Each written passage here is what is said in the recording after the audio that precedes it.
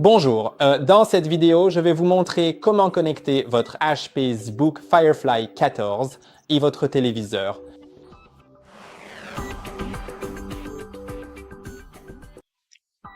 Et tout cela est assez simple et facile à comprendre.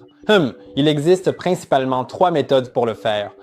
La première, selon moi, est la meilleure car elle offre la plus haute qualité et est compatible avec tous les téléviseurs existants. Donc, c'est vraiment super. Et aussi, je pense que c'est la méthode la plus fiable.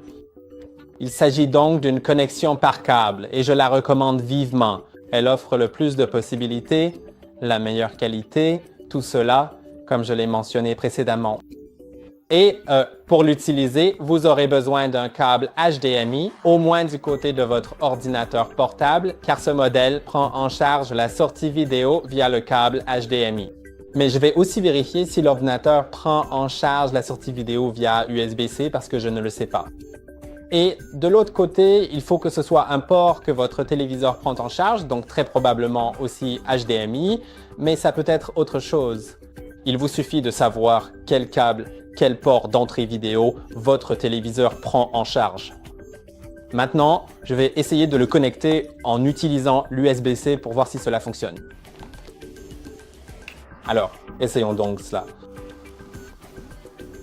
D'accord, il doit s'allumer, donc je vous reviens une fois que ce sera fait. Et effectivement, il le prend en charge, donc c'est plutôt sympa. Et vous pouvez voir que sur les deux écrans en ce moment, j'ai la même chose qui s'affiche. Si vous voulez changer cela, vous devez appuyer sur les touches Windows et P de votre clavier. La touche Windows se trouve sur la rangée du bas du clavier avec le logo Windows et le P est juste la lettre, d'accord? Alors, cliquons sur les deux et vous pouvez voir que cela ouvre l'écran de projection. Maintenant, nous pouvons sélectionner écran du PC uniquement, dupliquer, étendre ou second écran uniquement. Je vais choisir étendre et voici maintenant à quoi cela ressemble. Avant de commencer à déplacer des fenêtres, allons dans plus de paramètres d'affichage. Ici, vous pouvez trouver l'agencement et vous pouvez voir que ce n'est pas tout à fait exact. Alors, réarrangeons-les. Maintenant, je vais le déplacer comme ça, appliquer, et maintenant c'est correct. Vous pouvez voir que je peux déplacer mon curseur. Je peux aussi déplacer toute la fenêtre vers le haut et ça rend plutôt bien. Ensuite, nous avons aussi quelques paramètres supplémentaires. Mais je pense que je ne vais pas trop entrer dans les détails à ce sujet. Vous pouvez simplement cliquer sur le moniteur et ajuster ces paramètres, n'est-ce pas? Maintenant, passons à la deuxième méthode qui sera prise en charge par la plupart des téléviseurs modernes et qui nécessite que vous soyez sur le même réseau Wi-Fi avec les deux appareils, votre ordinateur portable et votre téléviseur. Donc, je vais simplement me connecter rapidement et débrancher le câble. Vous avez peut-être remarqué que je testais la connexion USB-C avec la connexion filaire. Donc, je reviens à la connexion filaire. Vous pouvez utiliser soit l'USB-C, soit le HDMI, ce qui est vraiment génial.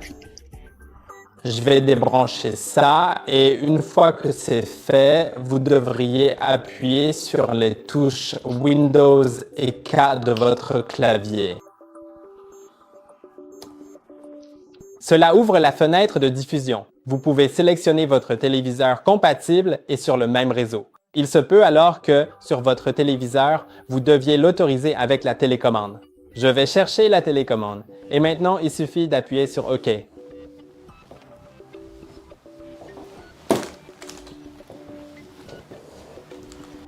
Ici, vous pouvez aussi utiliser les touches Windows et P pour changer l'agencement de l'affichage et modifier le type de projection, comme pour dupliquer ou étendre les écrans connectés, bien sûr.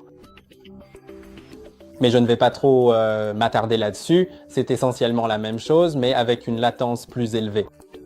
En fait, il y a de la latence parce que le câble n'en a pratiquement pas, mais ici, la connexion se fait par Wi-Fi, ce qui peut aussi entraîner une qualité d'image inférieure. Donc oui, je remarque la latence. C'est vraiment mauvais en ce moment. mais cela peut être très bien pour regarder des photos ou pour faire des présentations. Cela peut amplement suffire. Passons maintenant à la dernière méthode qui nécessite d'avoir le navigateur Chrome. Le navigateur Chrome vous permet de caster depuis différents sites web. Et avant de commencer, votre téléviseur doit avoir une application pour le site web que vous allez ouvrir sur votre ordinateur portable, par exemple YouTube, Netflix, Disney+, HBO Max, peu importe. Il suffit juste d'avoir cette application mobile. Moi, j'ai bien l'application YouTube, donc cherchons YouTube et acceptons certaines de ses conditions d'utilisation. Et maintenant, dans le navigateur Chrome, ouvrez simplement la vidéo que vous souhaitez regarder. Donc, je vais probablement ouvrir quelque chose de notre chaîne. Oui, ça a l'air plutôt bien. Peut-être même ma propre vidéo. Oui, bonjour.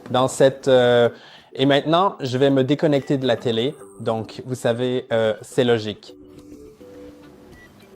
Maintenant, cliquez sur les 3 points en haut à droite, puis faites défiler et cliquez sur Diffuser, Enregistrer et Partager. Ensuite, cliquez sur Diffuser.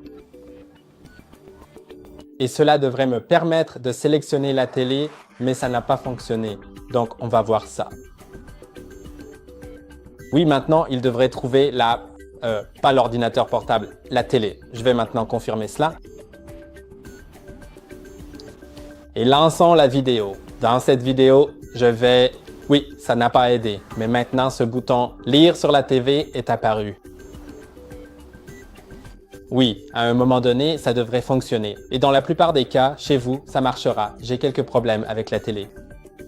Donc, comment ça fonctionne? C'est que ça envoie simplement un lien vers la vidéo à votre télé.